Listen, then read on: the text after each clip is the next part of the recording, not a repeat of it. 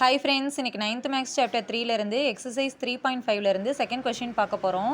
Factorize the following expressions. First subdivision x square plus 4x plus 4.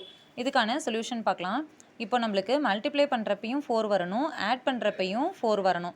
So நம்ம இதை எப்படி factorize பண்ணலாம் அப்படின்னா 2 2s are 4. multiply பண்ணுறப்ப 4 வருது, 2 plus 2 equal to 4. add பண்ணுறப்பையும் நம்மளுக்கு 4 வருது. ஸோ இதை எப்படி எழுதிக்கலாம் அப்படின்னா x plus 2 into x plus 2.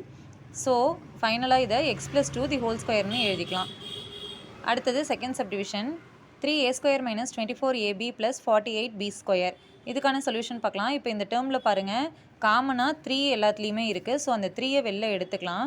3 into இதில் 3 எடுத்துட்டோம் அப்படின்னா மீதி இருக்கிறது a ஸ்கொயர் மைனஸ் இதில் 3 எடுத்துட்டோம் அப்படின்னா மீதி இருக்கிறது 8ab ப்ளஸ் இதில் 3 போயிடுச்சு அப்படின்னா மீதி இருக்கிறது 16b ஸ்கொயர். இப்போ அடுத்த ஸ்டெப்பில் இந்த 3யை வெளில வச்சுட்டு இந்த உள்ளே இருக்க டேர்மை கொஞ்சம் ஆல்டர்னேட் பண்ணி எழுதலாம். a ஸ்கொயர் மைனஸ் இந்த 8ab எப்படி எழுதலாம் அப்படின்னா 2 into a into 4b plus இந்த 16b ஸ்கொயர் எப்படி எழுதலாம் 4b தி ஹோல் ஸ்கொயர். 4 ஸ்கொயர் 16 இல்லையா, ஸோ 4b தி ஹோல் ஸ்கொயர்னு எழுதிக்கலாம். இப்போ இந்த டேர்மை பாருங்கள், a square minus 2ab plus b square ஃபார்மேட்டில் இருக்கு இல்லையா.